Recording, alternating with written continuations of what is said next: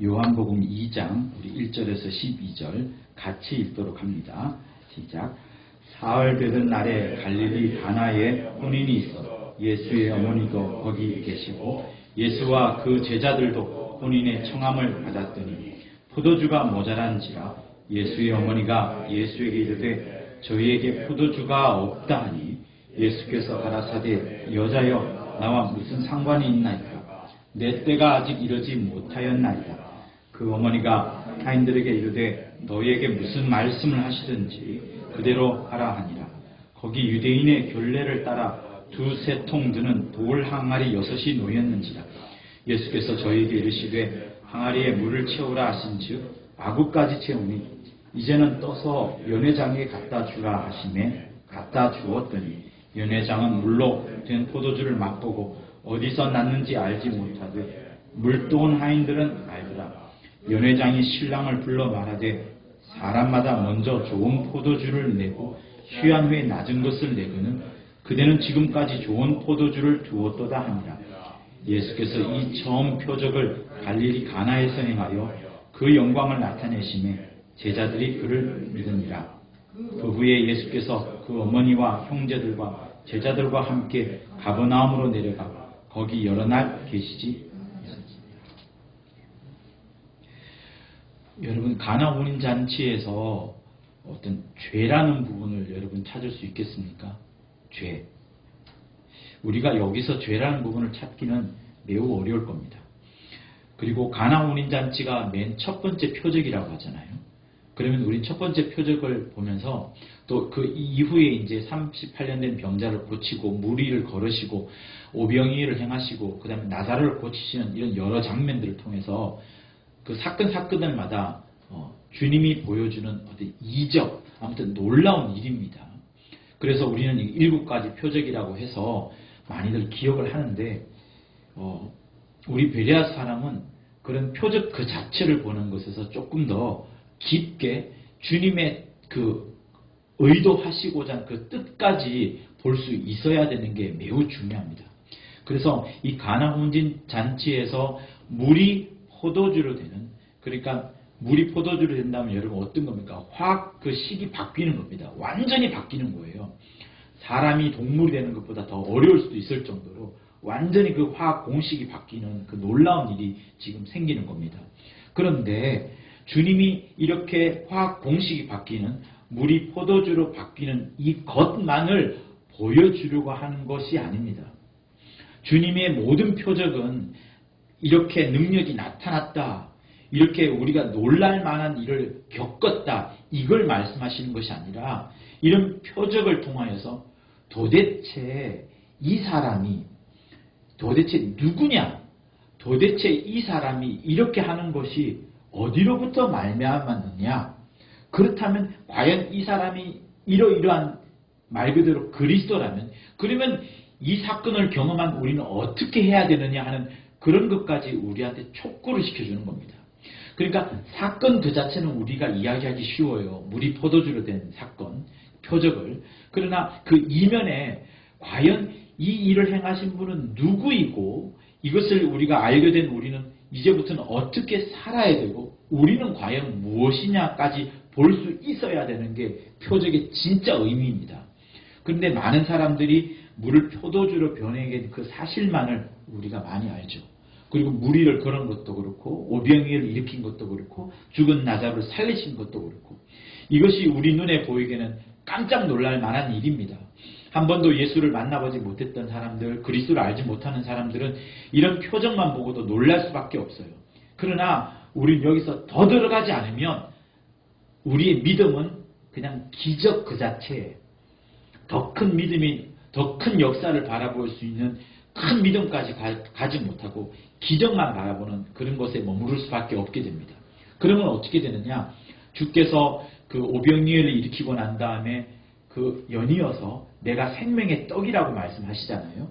주님이 오병이어라는 그 떡에 관한 불림의 행사를 하셨던 이후 직후에 그것보다 더 중요한 게 있는데 내가 너희들한테 불림을 당하는, 너희들한테 먹혀지기를 원하는 생명의 떡인 것을 너희들이 알기 원한다라고 주님이 설명해 주실 때 실상을 알게 되니까 표적을 봤을 때는 사람들이 따라왔다가 진리를 가르쳐주고 복음을 가르쳐주고 실상을 가르쳐주니까 떠나가버리고 마는 그런 일들을 여러분 알지 않습니까? 그러니까 주님이 정작 우리에게 주고자 하는 것은 표적 그 자체가 아니라 그 표적 속에 숨어있는 주님은 과연 누구이고 거기서 우리에게 무엇을 말씀하시는지를 깨닫지 못하면 여러분 우리는 많은 발전이 없게 되는 겁니다. 그래서 이 가나 혼인잔치가 첫 번째 표적인데 여기서부터 우리에게 좀 배울 점을 찾아봐야 되는데 아무리 찾아봐도 여기서 예수께서 그리스도라는 거 놀라운 일을 행하셨기 때문에 그가 그리스도라는 거 하나님이 보내셨다는 것은 우리가 볼 수 있어요. 근데 여기서 어디를 아무리 찾아봐도 주님은 항상 당신이 가시는 곳에 빛으로 임하신다 그러셨잖아요. 오늘 오전 예배도 그렇게 우리는 들었습니다. 주님이 가시는 곳마다 빛으로 드러내심으로 인하여서 사람들이 있는 곳에 거짓이 드러나고 마침내 자기 죄가 발각이 되고 그렇게 자기 죄가 발각되고 어둠이 드러나는 것이 가장 맞는 것이다 라고 말씀을 들었는데 그렇다면 과연 이 가나 혼인잔치에서는 어느 부분에 죄라는 부분이 스며들어 있을까라는 것을 여러분들한테 먼저 묻고 싶습니다. 어느 누구도 잘못한 것이 없어 보이고 어느 누구도 큰 죄악을 저지른 것이 없어 보입니다. 그러나 여러분 우리 신앙생활에서 죄라는 것이 뭔가를 정말 잘 살펴봐야 됩니다. 여러분 정말로 이게 중요합니다. 왜냐하면 우리는 죄라고 하면 당연히 형법에 나오는 여러 죄를 짓는 것 아니면 도덕적으로 어떤 사소한 죄를 짓는 그것을 죄로 짓고 그것을 양심에 조금 찔려가지고 주일날 회개하는데 여러분 그거는 굉장히 율법 아래에서의 죄로서 취급을 하고 율법 아래에서 회개하는 것밖에 되지 않습니다. 주님이 우리에게 말씀하신 가장 큰 죄는 지난 주일날 메시지에 들었던 것처럼 하나님의 모든 은혜를 거절하는 것이 죄입니다. 아까 말했던 것처럼 형법의 죄를 지으면 하나님과의 관계도 깨지고 하나님과의 은혜도 거절할 뿐만 아니라 그런 형법의 죄나 도덕적인 죄는 다른 사람에게까지 해악을 끼칩니다. 그러나 우리 죄들 중에 다른 사람에게 해악을 끼치지 않음에도 불구하고 나에게 해악을 끼치고 내가 알지 못하는 사람들에게는 아무리 영향이 없지만 하나님께는 굉장히 그 관계를 소원하게 만드는 그런 죄악들이 있습니다. 그런 것들이 우리가 한번 찾아볼 필요가 있는데요. 이 가나 혼인잔치에서는 자세히 살펴봐도 어느 누구나 죄를 짓는 부분은 없어요. 그런데 예수께서 딱 거절하시고 예수께서 묵살하신 곳이 있습니다. 그것이 뭐냐면은 2장 4절에 있는 말씀이죠. 예수께서 이렇게 말씀하시죠. 여자여 나와 무슨 상관이 있나이까? 내 때가 아직 이르지 못하였나이다. 이것만 읽으면 우리는 예수께서 거절했다라고 알 수는 없어요. 그런데 3절을 읽어보면 포도주가 모자랍니다. 유대 결혼식에서 포도주가 모자라면 바로 결혼식은 끝나는 거예요. 패백이 가까웠다. 또 모든 행사가 끝났다는 것을 알 때 포도주가 떨어졌어요 라는 말을 씁니다. 그러니까 포도주가 이제 막 시작했는데 포도주가 모자란다고 하니까 혼인식이 끝난 게 되는 것이고 혼인식이 일찍 끝남으로 인하여서 이 혼인잔치는 기쁨이 아니라 슬픔으로 확 변해버립니다. 그래서 모친이 걱정을 해가지고 예수한테 말씀하시는 거예요.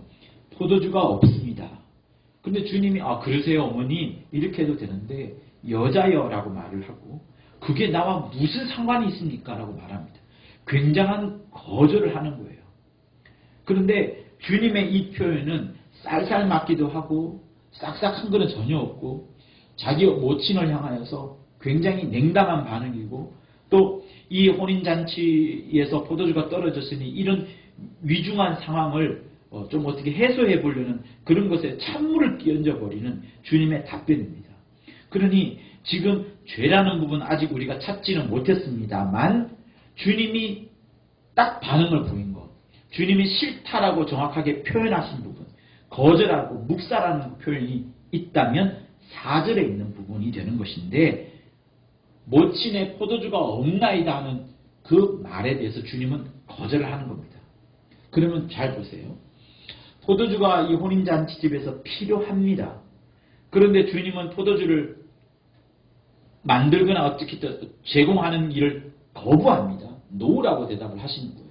그런데 나중에 어떻게 됩니까? 어쨌든 뒤의 결과는 주님은 포도주를 제공을 해 주신 겁니다. 주님은 노 하면서 모친의 그 요구 상태를, 모친의 요구를 거절했어요. 싫다는 겁니다. 모친의 요구대로 하지 않겠다는 겁니다. 그리고 이것은 나와 아무런 상관이 없다라고 했고 심지어 내 때도 아니다라고 말하면서 거절을 합니다. 그러나 나중에 했어요. 보세요. 주님은 일을 하실 때, 주님이 일을 하실 때 여러분의 요청을 듣고서 주님이 일을 하실 수도 있습니다. 그러나 주님의 모든 역사, 주님이 이 복음서에서 보여준 모든 역사 속에서는 주님이 사람의 강청을 통하여서 뭔가에 움직이시거나 사람의 뜻을 쫓아서 뭔가를 한 적은 사실 거의 없으셔요. 항상 그분은 무엇을 생각합니까? 아버지께서 내게 무엇을 말씀하시는지, 아버지께서 내게 무엇을 보여주는지, 아버지께서 내게 명하신 것이 무엇인지, 아버지의 뜻이 어디 있는지를 항상 생각해 오면서 살아가셨던 분입니다. 그래서 심지어 내가 배고픈데 내가 먹을 양식이 있다. 그것은 포도주도 아니고 떡도 아니고 고기도 아니고 아무것도 아니다. 오병이어도 아니다. 나의 양식은 나를 보내신 이의 뜻을 온전히 이루어가는 그것이 나의 양식이다라고 말씀하시면서 늘 그분의 생각 속에서는 하나님 아버지의 뜻으로 충만했던 겁니다.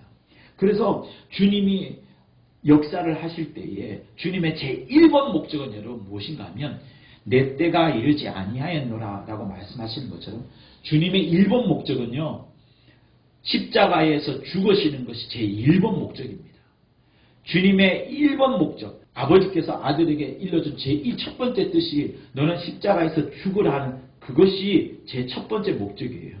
주님이 병을 고치시고 귀신을 쫓아내고 무리를 걸으시고 오병이를 행하고 문둥병자를 고쳐내고 소경을 눈을 뜨게끔 하고 죽은 나사로를 살린다 할지라도요, 십자가에서 돌아가시지 않으면, 아버지의 명을 따라서 죽지 않으면 그 많은 것들은 헛방이 되고 맙니다. 여러분 그것을 잘 하셔야 돼요. 주님께서 아버지의 뜻대로 십자가에 죽지 않으면 그가 전했던 모든 말씀들, 제자들을 양육하고 병을 고치고 귀신을 쫓아내고 영적 신상을 다 가르쳐 준다 하더라도 다 무효가 됩니다. 아무런 소용이 없는 거예요. 하나님의 뜻을 이루지 않으면 아무런 소용이 없는 겁니다. 그래서 주님은 여자의 부탁을 딱 듣고서 이거는 어쨌든 자기가 능력을 행해야 되는데, 물이 포도주로 변하게 하는 그 능력을 행해야 되는데, 이것 봐라, 이거는 지금 어머니의 강청이지 하나님 아버지의 요청이 아니지 않느냐라고 자기 속에서 지금 생각하는 겁니다. 주님은 항상 아버지의 뜻대로 움직이시고 아버지의 소원대로 역사하셨기 때문에 이 여자 부모의 부탁은 되겠지만 주님의 입장에서는 이것은 맞지 않는 거예요. 자기 때도 아니거니와 주님의 뜻도 아니거니와 하나님 아버지의 뜻도 아닌 겁니다. 그래서 이거를 죄라고 말하기는 어렵겠지만 주님의 입장에서는 하나님 아버지의 뜻에 반대되는 거예요. 여러분 이 사실을 우리가 잘 간파하는 것이 매우 필요합니다. 지금 여자 곧 어머니는 이 혼인잔치에서 기쁨과 희락의 포도주를 원하고 있어요. 열정의 포도주, 축복의 포도주, 희락의 포도주를 원하고 있습니다. 그러나 주님은 이 포도주가 필요한 게 아니에요. 주님의 지금 당장 필요한 것은 내가 언제 죽을지는 알 수 없지만 아버지께서 명하신 대로 죽어야 되는 게 주님의 능력 행함인데, 여인이 다른 것을 부탁해 옴으로 인하여서 주님이 여기서 딱 걸려주는 겁니다. 그래서 여러분 이 사건을 첫 번째 표적이라는 이유는 물이 포도주로 된 것도 있지만 주님이 여기서 말씀하시는 거예요. 야, 너희들은 내가 능력을 행하는 것을 원하지. 그러나 말이야, 나는 내가 능력을 행함으로 인하여서 내가 메시아인 것이 너희들한테 드러나는 것이 중요한 게 아니야 라고 말합니다. 여러분 주님은 이 땅에 오셔서 표적을 행하심으로 주님이 그리스도인 것을 나타내는 것이 맞습니다. 그러나 그게 때가 있는 거예요. 아버지가 원하시는 때, 아버지가 발원하시는 그때, 아버지가 요청하시는 그때가 아니면 사실은 그거는 아버지의 뜻과 반대되는 겁니다. 여러분, 주님이 공생애를 시작하기 전에 마귀가 주님을 찾아왔어요. 그리고 주님을 시험합니다. 돌덩이를 떡이 되게끔 해서 먹어봐라. 그럼 너 배도 안 고플 것이고 배부를 것이고 그러면서 너가 메시아인 줄 알 것 아니냐.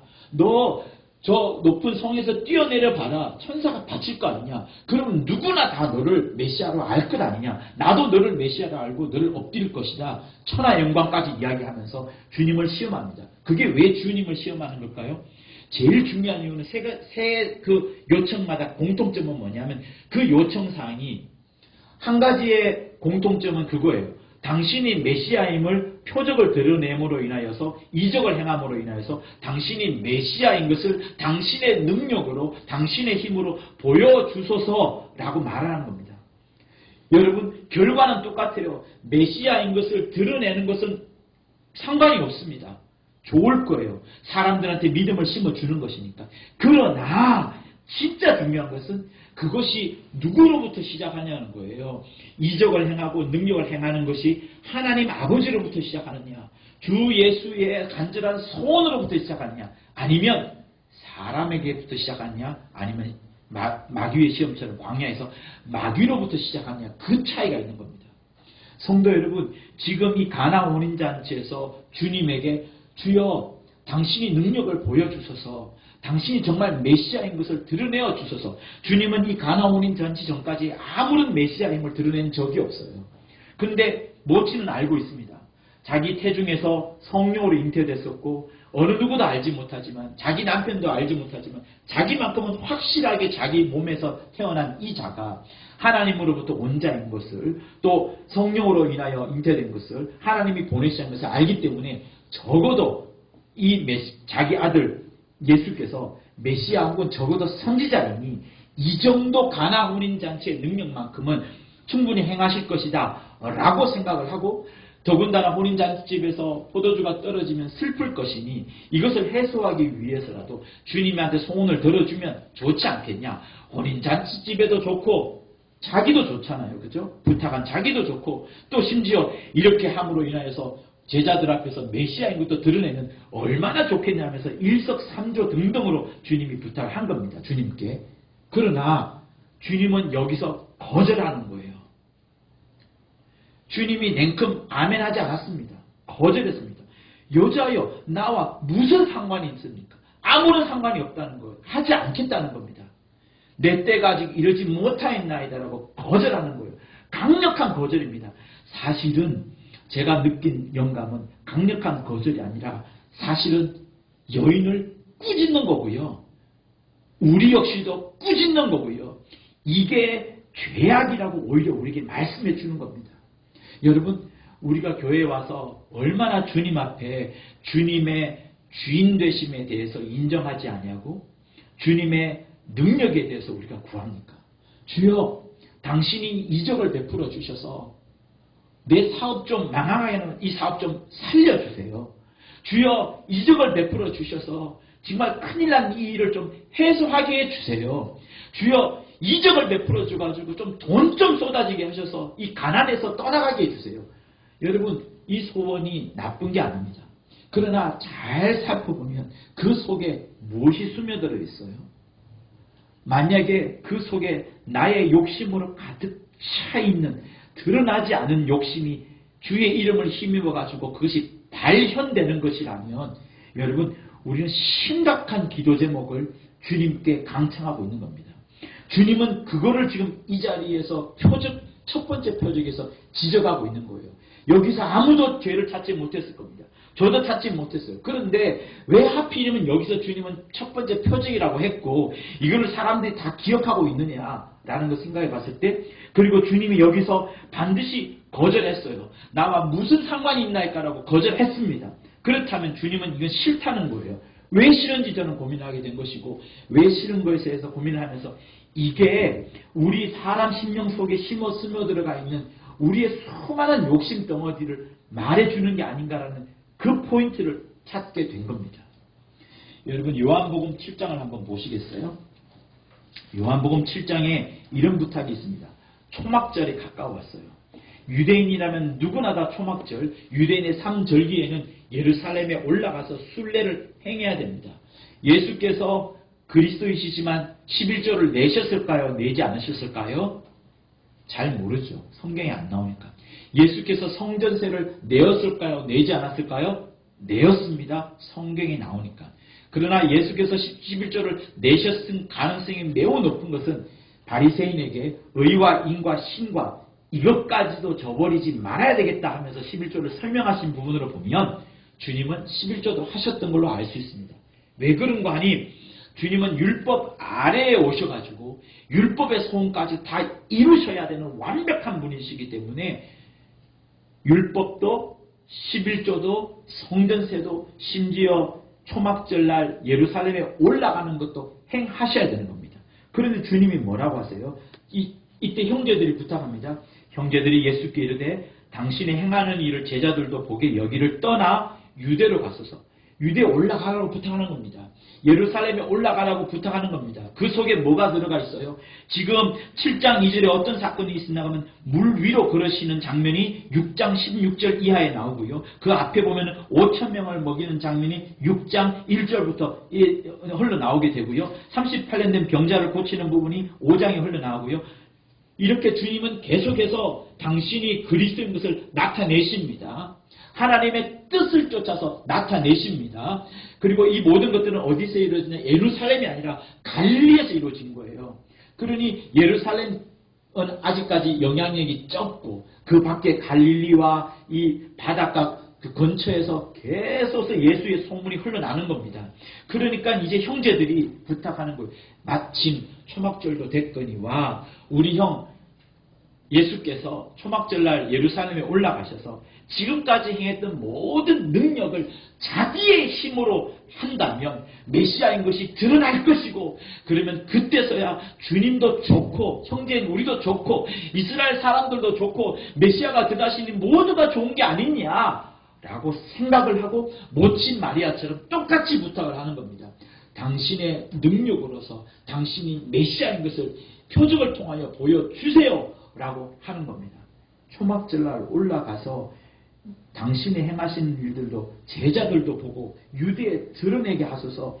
스스로 나타내기를 구하면서 묻혀서 일하는 사람이 없지 않습니까? 이 일을 행하려 하거든 자신을 세상에 나타내시옵소서 이렇게 말을 하는 겁니다. 그러나 주님이 어떻게 했어요? 안 가. 나는 안 갈 거야. 내 때는 아직 이르지 아니하였거니와 너희 때는 늘 준비되었느니라 라고 하면서 안 가. 너희는 명절에 올라가라. 나는 내 때가 아직 차지 못하였으니 주님의 때가 언제예요? 죽으시는 겁니다. 예루살렘에 왜 가야 돼요? 자기 능력 뽐내려고 그리스도인 걸 나타내려고 나 이렇게 이적 만화를 보여주려고 예루살렘에 가는 것이 아니라 내 때가 아직 차지 못하였다고 죽어야 되기 때문에 죽을 때가 아직 이르지 못하였기 때문에 아직 올라가지 아니하노라 이렇게 말씀하시는 겁니다. 그런데 여러분 어떻게 됐어요? 나중에 올라가야 올라가지 않아요? 올라가십니다. 가셨어요. 하지 않겠다라고 하시지만 주님은 율법을 쫓아서 하셨어요. 율법이 뭔데요? 하나님의 뜻이니까 하나님이 어쨌든 그 공간 아래 유대인들에게 주어진 하나님의 명령이니까 그것을 지키려고 올라갑니다. 그러나 형제들의 이 요청에는 거부를 하는 거예요. 여기서 또한 여러분 우리가 발견해야 되는 거예요. 무엇을? 모친 마리아의 강청과 똑같은 겁니다. 모친 마리아의 강청이 뭐였어요? 메시아인 거 드러내서서 이적 나타내서서 그러나 그 속에 뭐가 들어있어요? 당신의 힘으로서 아버지의 때가 아니지만 아버지께서 빵 하고 가라고 하지 않았지만 당신께서 당신의 힘으로 당신의 원하는 바를 따라서 메시아인 것을 드러내서서 표적을 나타내서서 하는데 주님은 그거 아니라는 거예요. 여러분 주님은 항상 뭐 때문에 일하시느냐? 하나님 아버지의 뜻과 상관없이는 절대 일하면 안 되는 겁니다. 하나님 아버지의 뜻과 아닌 것이라도 표적을 통해서 메시아인 걸 드러내서서 그럼 사람 믿지 않겠나이까 라고 꼬시는 것이 마귀의 역사였던 것을 우리는 공생의 맨 처음 봅니다. 그리고 모친 마리아도 마귀는 아니지만 그러나 한편 생각에 이 혼인집 집안을 생각한 거예요. 사람의 생각을 한 겁니다. 사람의 정을 생각한 겁니다. 그래도 좋으면 좋은 거니까 사람의 정을 따라서 주님의 능력이 있는 줄 아니까 주님의 능력을 요청을 한 겁니다. 그러나 주님은 그 요청에 거부하는 거예요. 성도 여러분, 우리가 여기서 정말 우리 죄를 발견할 수 있어야 됩니다. 내가 내 욕심을 실현하기 위하여서 그 욕심을 은근히 감추고 주의 이름을, 예수 이름을 딱 끄집어내면서 계속해서 열심히 기도하는 것. 그러니까 새벽기도 와가지고 주여 주여 하면서 끝없이 외쳐대고 끝없이 간구하지만 그것이 자기의 소원에서 발휘된 그것이라면 그거는 자기 욕심을 감춘, 예수의 이름으로 감추고 나서 자기 욕심을 실현하는 거기 때문에 오히려 그것은 주님이 내 때가 이르지 아니하였다. 그것이 나와 무슨 상관이 있나이까? 라고 말하면서 우리의 요구를 오히려 묵살시켜버리는 거, 우리의 요구를 오히려 죽여버리는 것이 정말 하나님의 뜻이 맞는 겁니다. 그래서 성도 여러분, 우리가 신앙생활할 때 정말 내가 무엇으로 기뻐하는지를 잘 발견해야 됩니다. 지금 연 회장은 기뻐하고 있어요. 물이 포도주로 변했으니까. 물이 포도주로 변한 것 자체를 모릅니다. 포도주가 이렇게 처음부터 끝까지 잘 준비되고 그리고 6돌 항아리나 들은 포도주라면 어마어마하게 많습니다. 어마어마하게 양이 많은 거예요. 아마 한 달을 먹어도 될 정도로 포도주가 많이 있기 때문에 연 회장은 깜짝 놀랐을 겁니다. 물이 포도주를 보낸 사건은 알지 못하는 거예요. 연 회장은 그저 기뻐하는 것이 포도주가 많구나. 우리 축복의 포도주, 희락의 포도주, 쾌락의 포도주, 행복의 포도주가 있는 그 자체를 갖고서 만약에 이것이 주님이 행하신 이적이라면 놀라겠죠. 주님이 이렇게 이적을 행해 주셔서 우리에게 이렇게 희락의 포도주를 주는구나. 우리의 소원을 성취시켜 주는구나 라고 알겠지만 이 하인들은 다른 거예요.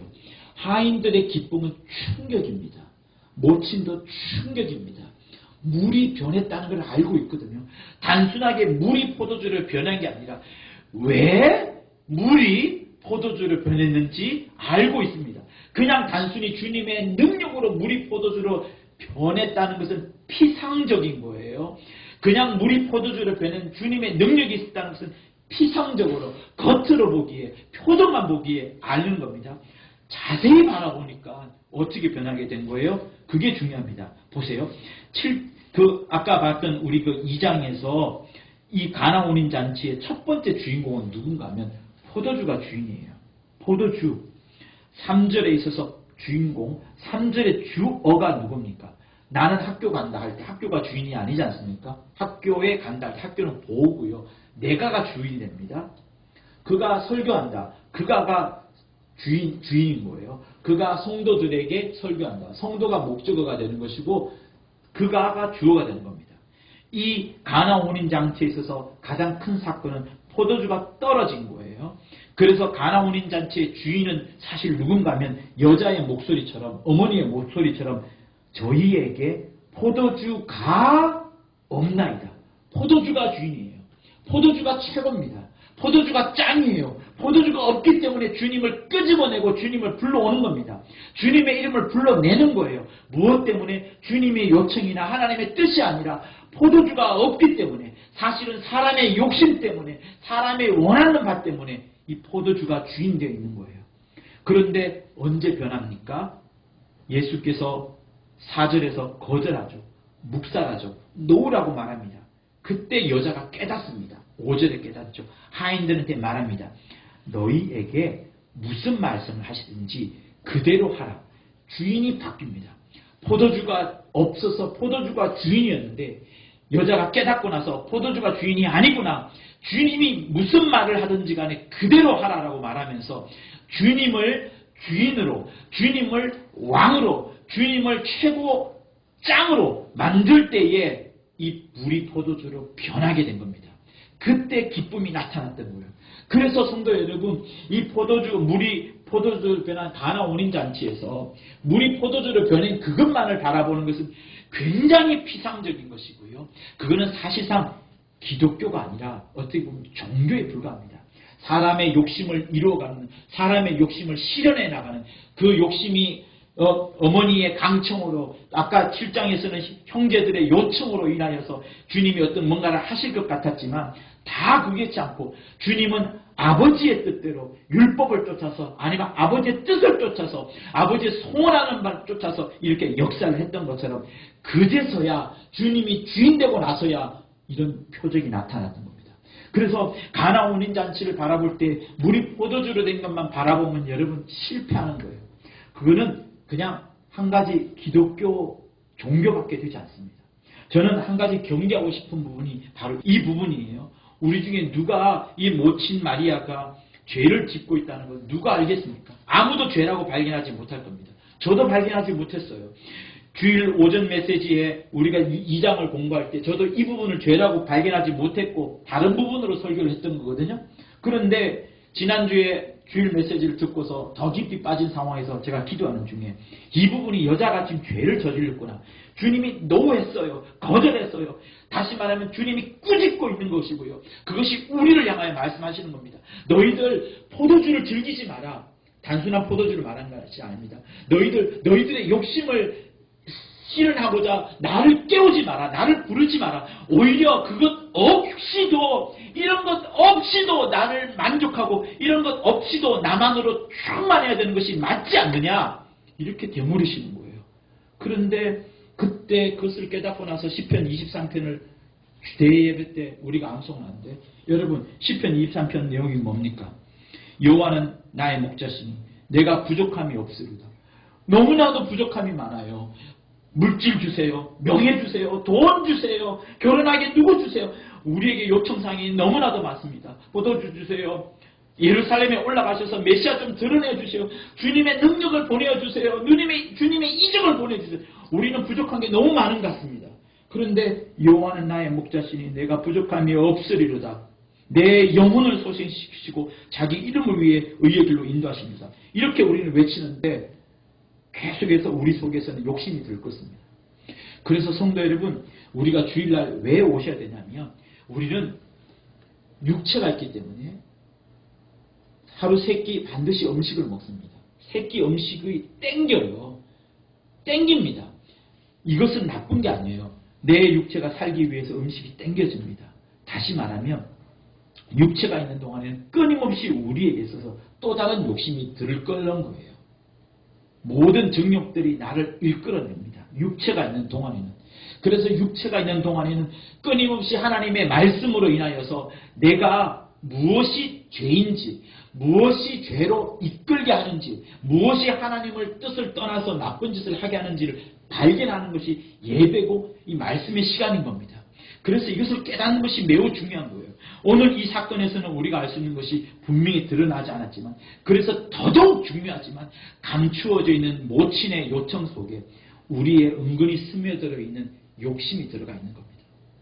성도 여러분, 이 욕심을 발현하고 이 욕심을 드러내는 것은 사실 아까 말했던 것처럼 은밀한 마귀의 공격인 거예요.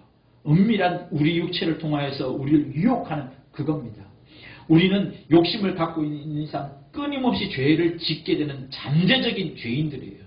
오늘 오전 메시지에 영적 실상을, 영적인 영감을 뜨게 되면 2가지 영적 실상을 깨닫는다고 그랬잖아요. 첫 번째, 뭘 깨닫습니까?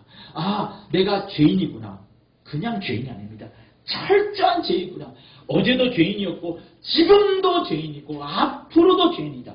왜 앞으로도 죄인이냐? 여자의 이 요청처럼 우리에게는 죽지 않은 우리 육체가 있기 때문에 언제든지 지금은 내가 욕심을 짓지 않는다 하더라도 내일 당장 자만함에 빠져서 욕심에 빠져들어서 죄를 짓게 되거나 그렇게 되어 있습니다.